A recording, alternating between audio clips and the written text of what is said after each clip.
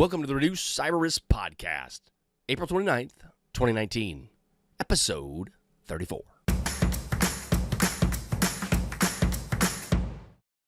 Welcome to the Reduce Cyber Risk Podcast, where we provide you the training and tools you need for your cybersecurity career. Hi, my name is Shon Gerber, and I'm your host for this action-packed, informative podcast. Join me each week as I provide you the information you need to grow your cybersecurity knowledge while taking practical and actionable steps to protect your business from the evil hacker horde. All right, let's get going.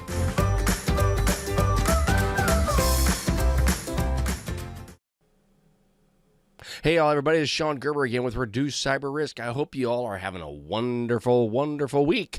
Had some great stuff that's been happening this week in the cybersecurity space as well as in the training space. So we're going to kind of go over that here in just a minute. But before we do, just wanted to pass on. I'm feeling much better now. Thank you. Actually, I got this really cool voice now that allergies are in the season, and yeah, I sound pretty cool, actually. At least that's what I tell myself. So my wife thinks I'm actually quite foolish and rolls her eyes at me routinely when I do that. So yeah, if any of you are married out there, that you probably have experienced that at some point in time. We do think we are much better than we really are, but that's okay. As long as I think that in my little pea-brain mind, then that's all that matters. All right, I hope you guys are doing well this week. And in the cybersecurity space, we've had a couple things that have come out, and I will come back to this fact that I've always said this. It's a very lucrative market to make money in the cybersecurity space, especially if you are a bad guy. However, the downside of being a bad guy is not so good. Yeah, I really don't want to go to prison in a third world country jail. That would really not be something that I'd be looking forward to. And therefore, if I did this stuff in the United States, I probably would get caught. So, because I'm a Gerber, and Gerbers always get caught. That's just kind of how we roll. That's at least what I tell my children. So there's some interesting stuff from the FBI today around this past week about that.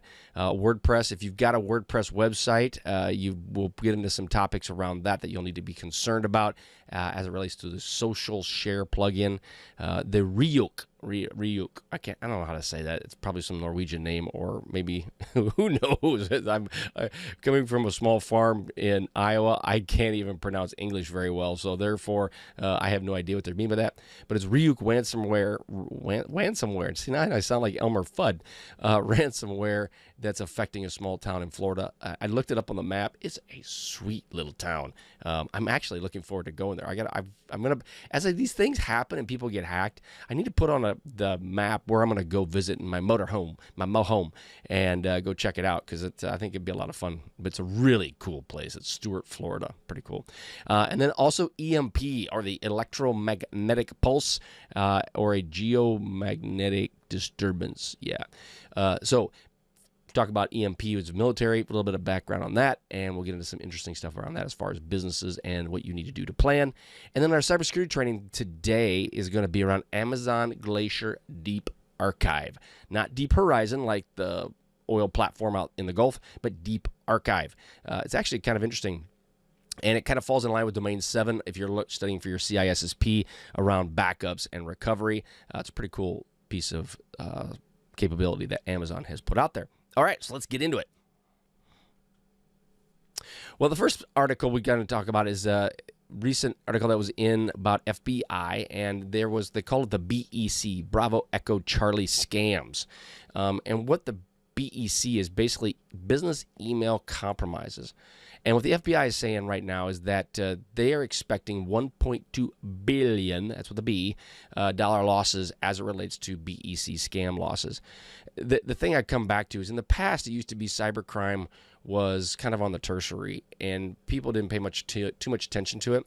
Now, though, if you're talking, I mean, let's just be realistic here. If your BEC scams are $1.2 billion, now I'm not sure what the organized crime makes. I'm sure they make gazillions, right, in drugs, alcohol. Well, not alcohol so much, it depends on the country you're in, but drugs, prostitution, racketeering, all those things. I'm sure there's a lot of money to be made, but this is $1.2 billion being made to scam people out of money. Nobody dies. Obviously, people lose their savings and money gets lost, but nobody dies, and nobody's trafficked. It's not even the right word. Trafficked. Yeah. they're not trafficked. You know, all those things that are typically very negative that go along with all of that. It's just basically scamming people out of money. And I say basically, and that's all, but that's not true because people's livelihoods are gone. But again, $1.2 billion this last year. This is from the FBI. They totally reported scams this year of around 351,000 scams. Now, this is the U.S. government's FBI at $2.7 billion. Now, that's up from last year's scamming was around 1.4 billion. And I remember when that number came out, and I thought that was extremely high. But so that's a $700 million increase just in 1 year. So percentage-wise, I mean, you're talking, see, I can't do math in public, but that's like a 50% increase, or 50% increase in compromises in money. That's crazy. That's crazy money. So again, that's an interesting thing about the FBI, what they talked about. Now, these business email compromises typically come out of social engineering situations where they have a wire payment that's come in. You say, I have a wire payment that I have to send. There's some expediency that's put in place going, we need to do this now. I need you to contact this so-and-so now. I need you to send this money here now. And that is basically fostered a lot of losses to these businesses. Now, they're using spoofed emails, texts, and phone calls. And they're using the precept phone calls. We used to do this in the military when I was looking at it as a red team, is I would do a preceptor phone call, and I would actually call into a place and say, hey, I'm Fred Smith, and my guy, George Soros, that's probably not the right name, so I'm just grabbing a name, is going to be stopping by and seeing you. So you need to let him in and do what you need to do. None of us are legit, but because I've made a phone call and I acted like I was who I said I was, they let George Soros in. And so that's different things that come into the spoofed emails, texts, and phone calls. Now, what they've also learned, though, is, and I've seen this happen firsthand, where they would say, go ahead and use a gift card versus the wire transfer. So go to Walmart or your local store and buy a bunch of gift cards because I've got something coming up that I want to give them out to, and then give them to so-and-so. And so-and-so will take these gift cards or send them to so-and-so because the gift cards can be turned around and used as cash. There's also a situation that happened recently with a New Jersey town where because of these BECs, and this was in the article, they transferred about $1 million to a fraudulent account. Now, if you're in the United States and you're familiar with how we roll, these towns are pretty small. And I had a friend that was I was in India recently and talking with a friend that had come over here to the United States. And one of the comments when this young lady came over to the United States, I asked her, I said, so what did you think of the United States? And her comment was, it's so big. And I said, yeah, it's pretty large, right? You know, about the size. India is about the size of the 1/3 of the United States, maybe, or close to half. And then I asked her, I said, so what else did you think? And she said, there's so few people. And so what it comes right down to is that there's very few people here in the United States. Well, the bottom line I'm trying to say is that a small town in New Jersey, there's not a lot of people.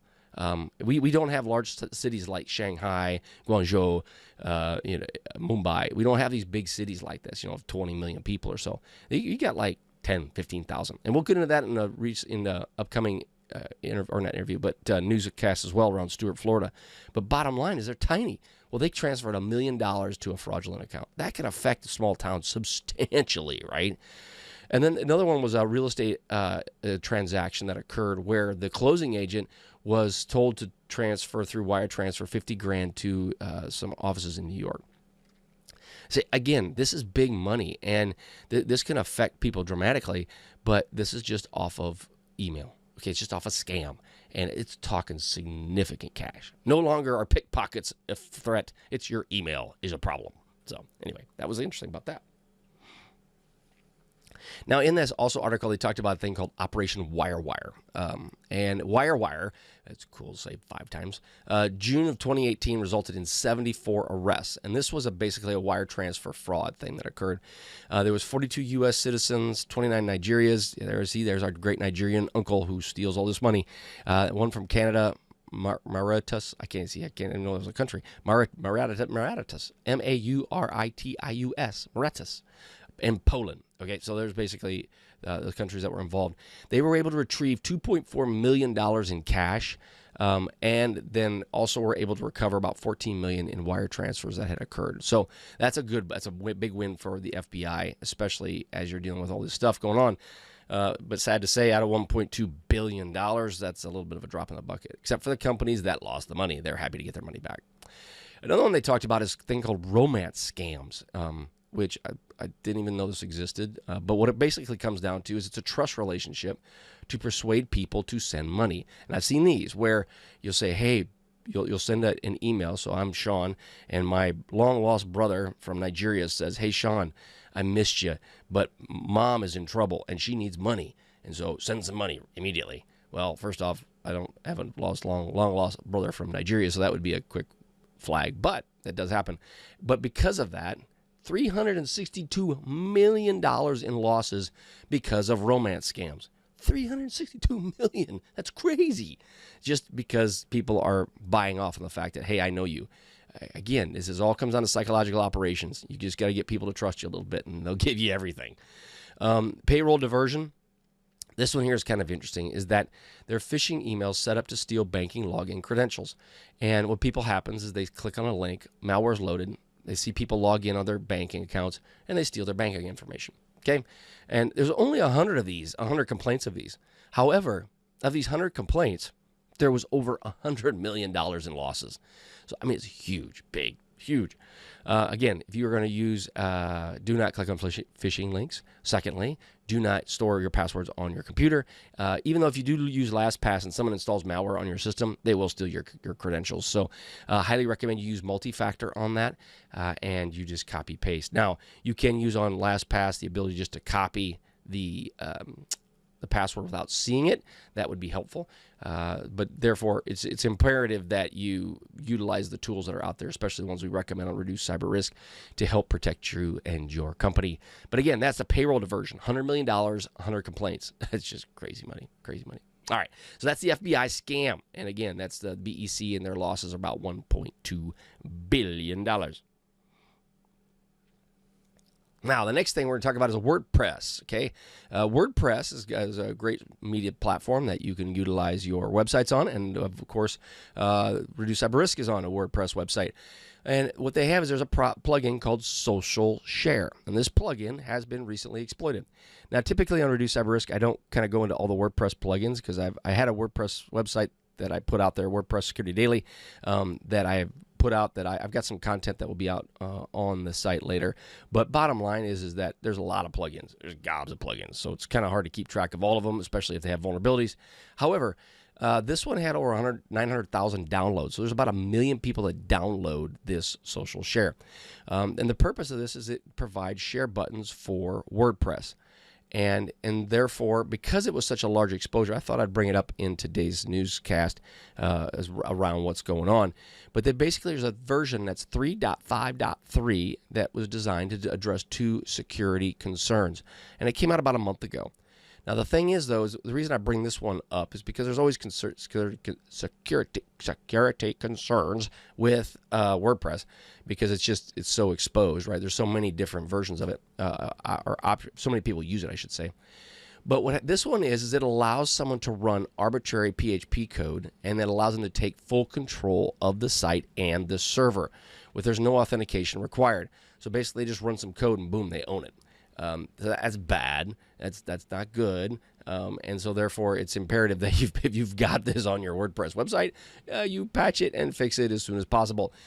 Just because it's being used for crypto mining, but it's also being used to propagate malicious code as well. So again, that's WordPress. It's got a social share plugin, and I would recommend that you get it updated and download it as soon as you possibly can and get it fixed.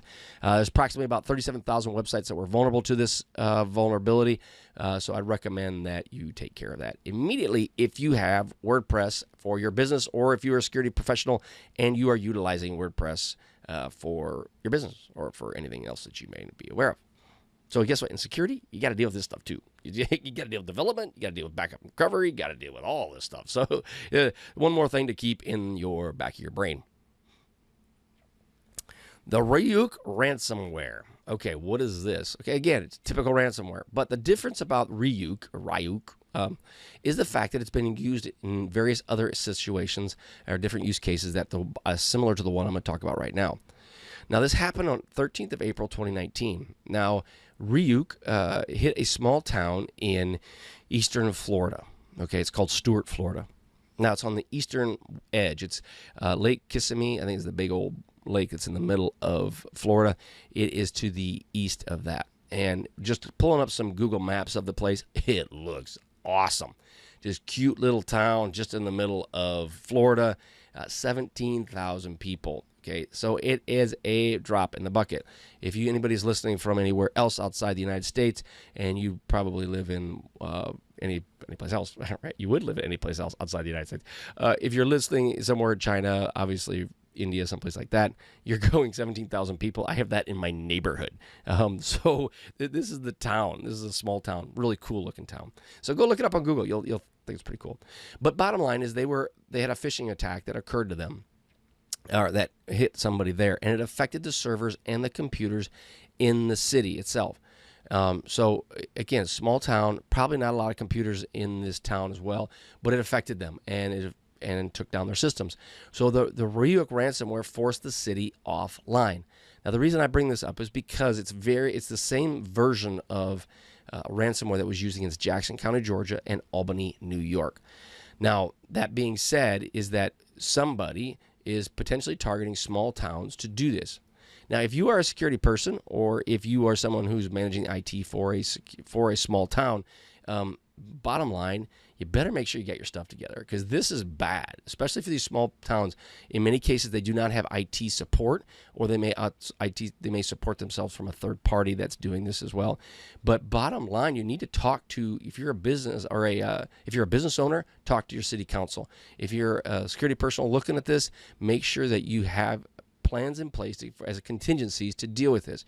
The servers have been restored. However, there's no email access to individuals within the city, I should say, that are on the city's payroll. But this is a key point. Police and fire departments are still offline. Now, this is as of, I think, a couple days ago. But bottom line is that that's not good, right? If your main support, your police and your fire department are no longer online because of these things, that's just a bad situation. So if you are a cybersecurity, again, I'm stressing this, if you're a cybersecurity person who is supporting these, or if you live in a small town, go talk to your city council and say, yo, dudes, or dudettes, I'm a security person. I have a good understanding of this stuff. What are you doing? And by the way, do you mind if I just chat with you about it? You know, you can't go poke your nose around in their network because the simple fact of that, you got to have the right paper for that. So if you're in a business, if you're just a cybersecurity person, do not go and say, hey, I'm a cybersecurity person. I'm going to help you. Let me on your network. Do not do that. Bad idea. If you got to have the proper paper with your legal paper with the city and with the right folks to do that. However, you need to at least go talk to the city council and utilize your experience to say, these are some things you need to consider. Have you thought of that? Do you want me to talk to your IT person just to kind of give them some guidance and some ideas? Again, those are some things to consider. Do not say, I can fix this for you unless you have the proper legal aspects in place. It will get you in trouble. Okay, just saying. They're expected to have their capability within the next week and a half. So that is just not good. Bottom line, if you got small towns, help them out if you can. There's lots of opportunities to help, especially small businesses, to help these towns and help them with their IT support, especially as it relates to cybersecurity. Also, tell them to listen to Reduce Cyber Risk. Guess what? We can probably help them out a little bit in some of the things that we talk about here on the podcast. All right, EMP and GMD events. So, electromagnetic pulses and geomagnetic disturbances. Okay. If the first one happens, EMP, we're all having a bad day. Just bottom line. If an EMP goes off, which means a nuke goes off in the atmosphere over a city, and in some cases probably would just be over like a large part of the United States would go black. What would end up happening is we go back to the dark ages. And then the reason is the electromagnetic pulse will fry out most integrated circuits. It was not designed to be hardened. Now, when I flew military airplanes, we had hardened planes for this EMP burst.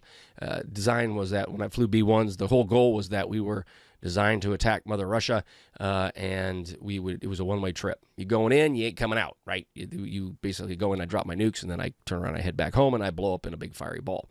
But EMPs, that's just a bad day. We don't want that. So planning, it's an interesting article in the Chief Security Officer CSO website. The interesting part about that is that it talks about EMPs, and you need to have a business plan for an EMP. And I get their point and what they're trying to get at. You need to have more of a business plan for a geomagnetic disturbance than for an EMP, because if an EMP goes off, we're all going to be struggling with financial issues going forward, because it will be ugly. It will just be really, really, really bad. Now, their example is that in 1859, an aurora borealis, which is a GMD, right, your geomagnetic disturbance, covered the whole sky. And at that time, they didn't have a whole lot of integrated circuits, like none, but they did have the telegraph. And it did cause issues with the telegraph during that solar flare event with the borealis. And so basically what happened is it shut everything down. Now, in 89, I believe there was also another GMD that occurred, and it caused outages within the global aspects, right? When we didn't have IC integrated circuits all over the place at that time. They were pretty significant, but it wasn't like it is today. But it did cause an outage. Now, the biggest concern is that will we have this at some point in time? Well, global magnetic disturbances do affect places more on the poles than they do in the middle of the planet, and a lot of it comes down to the fact that it's a grazing thing, right? So if you're getting a flare and it hits the middle of the planet, it will spread out. But usually what ends up happening is it hits, and again, here's my geospatial knowledge, which is probably wrong, but what happens is it hits the north and south poles and it spreads out and causes a larger event that would occur. So Canada and southern South America would probably be affected more likely from a solar flare event, or GMD. And what they also mentioned in the article is that the grid is prepared, in the U.S. grid is prepared for a solar flare event. Now the U.S. is prepared. I use that air quotes, is prepared. There's probably a highly likely that most of the planet is not prepared for this. Now, I would say that I use the air quotes because I do know some of our infrastructure is based on 1930s, 40s, and 50s technology. However, they have been working hard to upgrade some of that, because there was an event in 89 that did take out like part of the eastern seaboard. So those are things that are in place as far as an EMP or a GMD. More likely you're going to run into a GMD, a Gulf Mica Delta, than you will an EMP. Now, key takeaway on this. So again, we talked about EMPs and nukes and solar flares and all that stuff. So what does that really mean for you in a business or as a cybersecurity professional? You need to review your legal language as it relates to disaster recoveries and the disaster recovery facilities. And the reason I say that is because if you do have a GMD event and it does affect a large, significant group of people, you're going to have a lot of people that are going to be impacted. And everybody's going to be asking and clamoring for their DR capability. And you may not be able to get it. So you got to kind of figure out, are you high on the list or low on the list for your facility? Also, you need to find out, is your facility that maybe is your data center that you're using, are they a EMP/GMD certified facility that can withstand a situation that could occur? So you need to kind of consider that, and I would look at the language in your SOWs with them, with your statement of works, just to kind of see if they have that capability built into it. So is it a hardened facility for an EMP or a GMD event? And if you're critical infrastructure, so like in the United States, if you are electrical, power, chemical, and so forth, nuclear, you will have to you fall under critical infrastructure. So you may want to definitely spend time and understand the EMP ramifications for your disaster recovery capability. So something to consider about with the EMP and GMD events. All right, let's get on to our training, as we're going to get onto this. Before we do, I do want to put a plug out there for Reduce Cyber Risk. Go out to Reduce Cyber Risk, and I've got some awesome stuff for you to check out. There's some great things around. If you're working on your CISSP, which is your Certified Information System Security Professional certification, check out some stuff. I got some free gobbledygook. Free geedunk for you. Check it out. You'll like it. It's really, really good. It'll help you with your CISSP certifications. Also, if you're a business owner or if you are a security person that is supporting a business, I have some also free stuff out there as well. Get on my mailing list. If you do that, I will be passing you all kinds of free stuff as it relates to this, the training that comes out. I also have available to you, there'll be on my website, be setting up here soon, a membership site that will be available for individuals who sign up. They will have access to a lot of my training. It is incredible. That will be available just so you can go out and just get some stuff set up in training for your individual, for yourself. Also, in addition to that, if you have a person that may be on your IT staff that is wanting to learn some information like today's article or today's topic, they can just go out there to Reduce Cyber Risk and they can see these topics specifically as I talk about them. Because as I'm recording my podcast, I'm also recording video that will go along with it. So it's some great stuff that you can use, and it's available for you just by signing up with Reduce Cyber Risk. All right, so let's get into the training. Today's training is going to be Amazon Glacier Deep Archive. Not Deep Horizon, Deep Archive. Okay, this will fall into the CISSP supplement training that would fit under Domain 7. And this is under DR and Business Continuity. Okay, so as we get into this topic of training, we have some key terms and concepts to consider. And the first one is backup and recovery. Now, typically, as we deal with backup and recovery, the traditional backups are tape backups that are kept off-site. You will do it in a backup situation. And again, if you're a security professional, you're probably going, yawn, I know this. And it's true. This isn't rocket science. However, this Amazon's got a really cool service that I think could be helpful to you if you're a business owner or a security professional that's responsible for the DR and the tape backups for your site. And traditionally what happens is you have a backup software that will then write to a tape backup. People take the tape backups and they take them off-site, store them somewhere, grab the other tapes that are there, bring those back, and then rinse and repeat over and over and over and over again daily, okay? And sometimes it could be weekly, sometimes daily. It just depends on what your backup strategy is. But the thing is usually what happens is testing should occur when you're recovering from a disk. So you set up and you do this whole process, and then you end up recording it and never actually test it. Well, a recommendation is that you actually go back and restore these from a tape at least once to verify that you're actually getting real data and it's not corrupted. But this usually takes time to do this. And it takes time with backups. You got opportunity costs from people that are going and having to take tapes back and forth. You've got time wasted. You've got to spend money on tapes. You got failure on tapes. Sometimes the tapes fail and you don't know it. So it ends up being a very manual, laborious process. And you need to consider, are there other options? Now, there are other options. Just depends whether it meets your needs. And the other thing is you're dealing with disaster recovery. So you have backup and recovery, and you also have disaster recovery. Well, disaster recovery is integrating everything together. That's your tape backups. You have a process in place for incident response. All of those things are part of your disaster recovery solution. And of that is offsite backups. That's a piece of this. And there's a recovery point objective and recovery time objective. And we've talked about this at Reduce Cyber Risk around DR and BC. And those are areas at which you have on your data. At what point do you want to recover to, and at what time do you want to recover? So at a point in time where you have, you only have a certain amount of time that's dropped, your recovery point objective, and then you have your recovery time objective is how much time are you willing, or how fast are you willing to recover from an event. So those are the key pieces that will be important as you're relating to tape backups as well. These are all aspects that you will record, because some backups you may do daily. Some people may do tape backups once a week. So I'm willing to lose a week of data because I'm only doing my tape backups on Friday. And during the week, if I lose my data and everything goes to heck in a handbasket, I'm willing to lose a week of data. Or you may have your tape backup set up where every Wednesday I go and take my tapes and take them to an offsite location.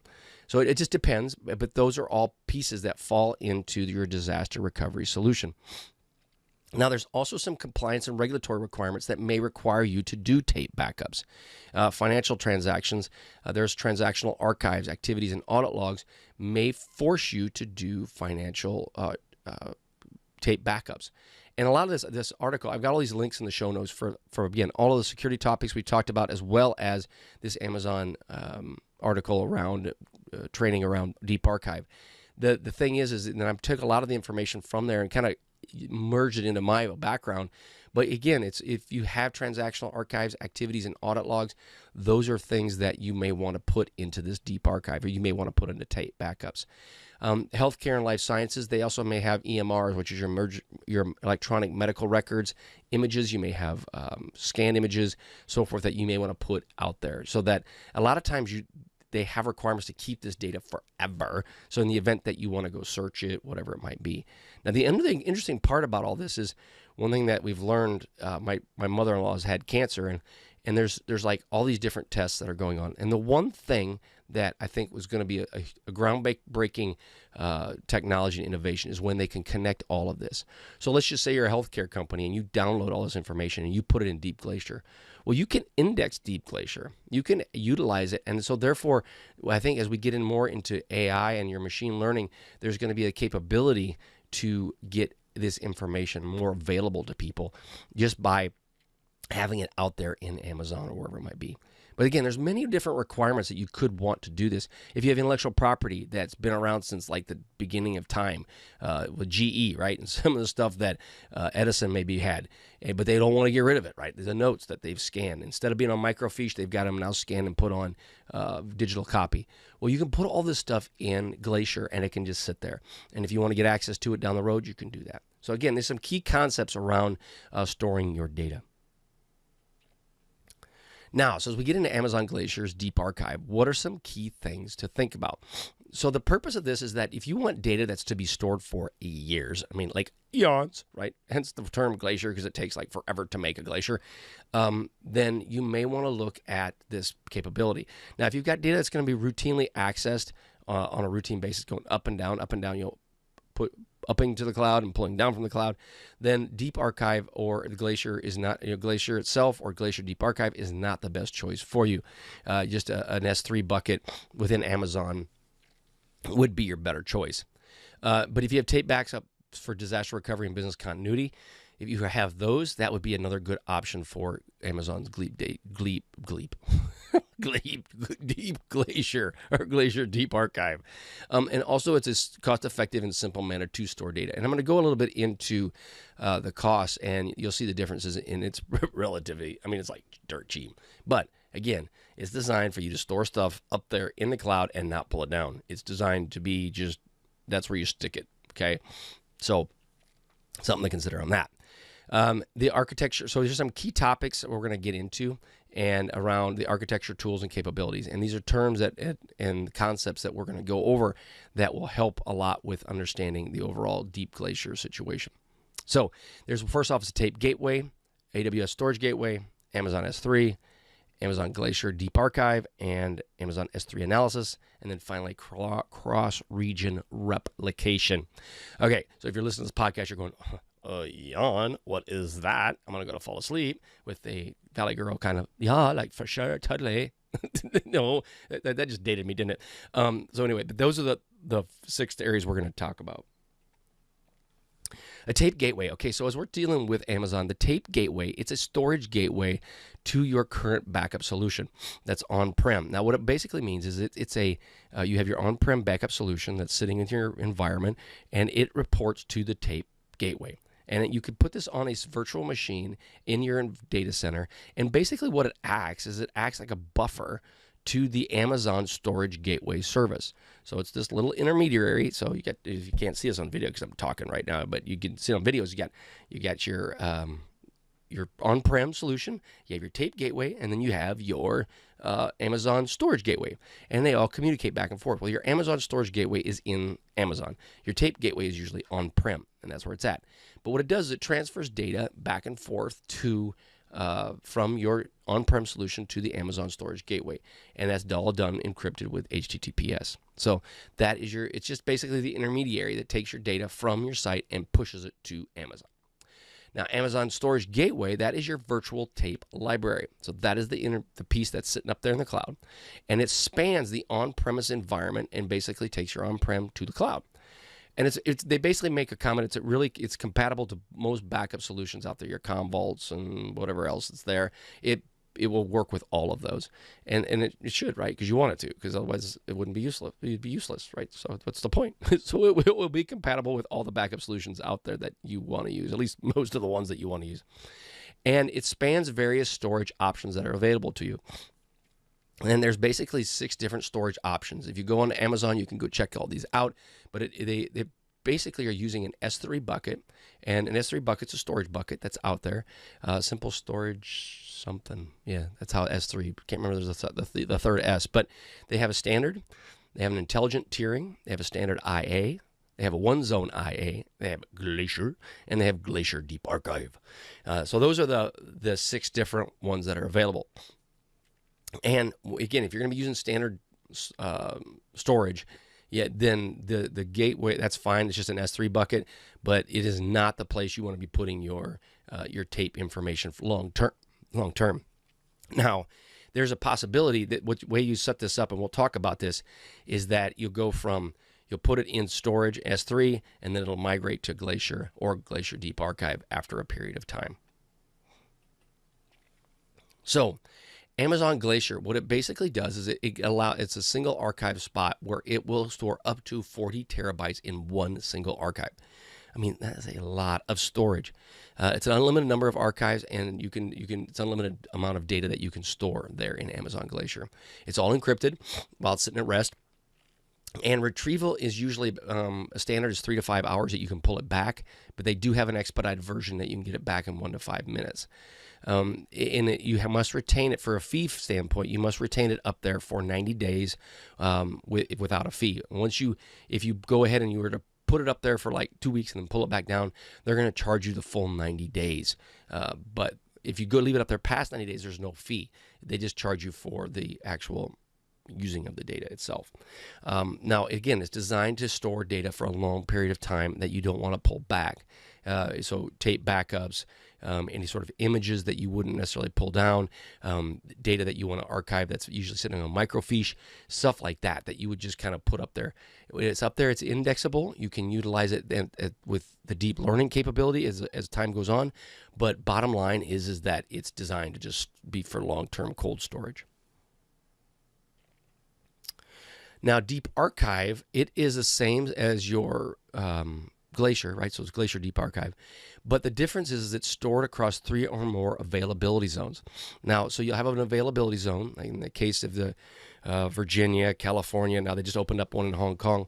So they have various availability zones throughout the globe. But it's stored across 3 or more of these for Deep Archive.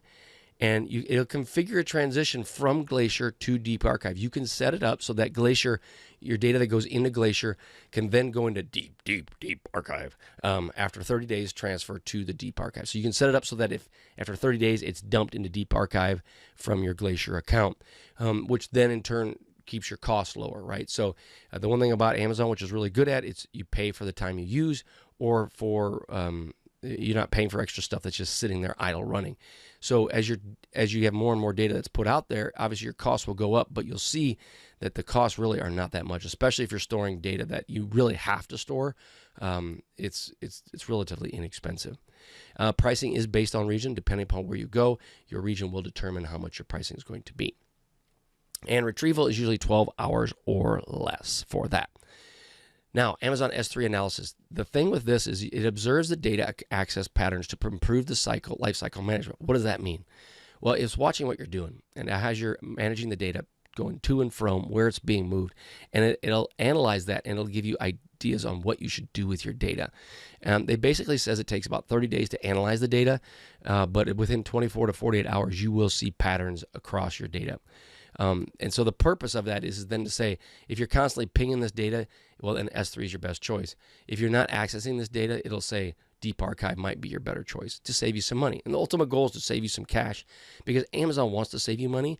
And the reason is because they'll put more data up there. And as you put more data up there, they'll charge you more money. So it's a smart business model. Now, cross-region replication. The interesting part with cross-region replication is that what it does is your automatic and asynchronous copying of objects across your regions. And you can set this up specifically if you have a disaster recovery requirement that requires you to put that in that situation. So example, let's say you have an availability zone in the eastern region, and you have all your data in the eastern region. Well, they have multiple data centers within the eastern region that they replicate data between, but they're usually separated by about between 50 to 200 miles tops. But if there's a big significant event that hit the East Coast, that may not meet your needs for disaster recovery. So you may want to have the ability to have all your data replicated to the western coast of the United States. Therefore, if the eastern coast falls off the planet, you still have your data on the western coast. Now, needless to say, if the East Coast falls off the planet, you've got bigger issues. So something you'll have to work through. But there's minimized latency, customers in multiple locations. It allows for that. It helps out, especially if you have customers in multiple locations. It also allows for operational efficiency to compute clusters in different AWS regions. So basically, if you're computing data in multiple places, it basically works between the two to keep your data in sync and allows you not to have a bunch of latency issues. And then also if you have different owners of the data. So if you have owners of the data in one region and owners in another region, it allows you to send that data across and be replicated and allows different owners in the various regions. So it's kind of basically 2 copies, 2 owners kind of thing. But it's a really cool idea. And depending upon your DR and BC situation, you may want to consider cross-region replication. Now, from a pricing standpoint, something to consider around this. So basically how this works is you have your AWS storage gateway, and you will select that in your pricing, and you have to have the gateway. So the gateway is your data is at your site. It goes to the gateway. Gateway then turns around and ships it up to your AWS tape storage gateway, right?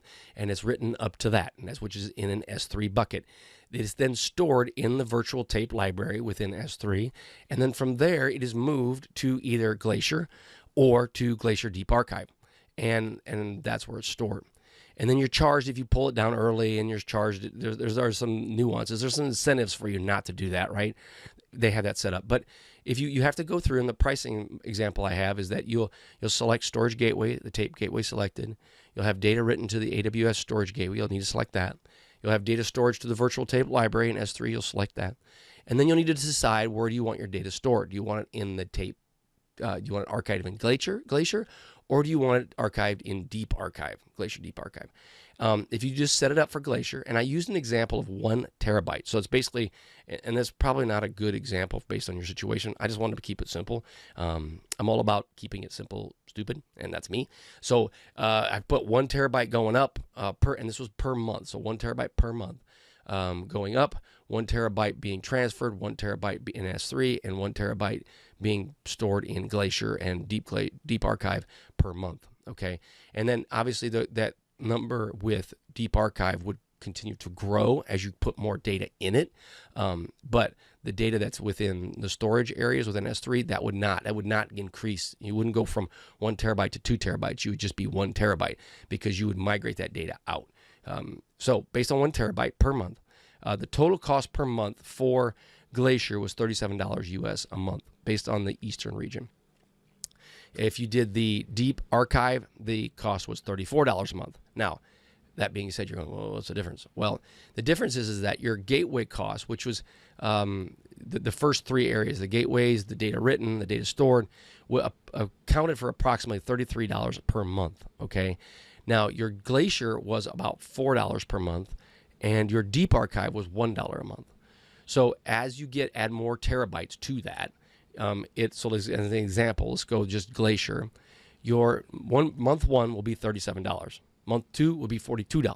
Month 3 will be $46. Okay, as long as if you keep putting up a terabyte every month, right? Now you may not do that. You may set up with your backups. It may not be the case, but it'll go up like that. Your Deep Archive will be 34 one month, 35 one month, 36 one month, so on and so on and so forth. So you can see the pricing can add up substantially just by going to Deep Archive. So it's just basically $1 for a terabyte. Now you go down into gigabytes, the price drops substantially. So I just use 1 terabyte as an example.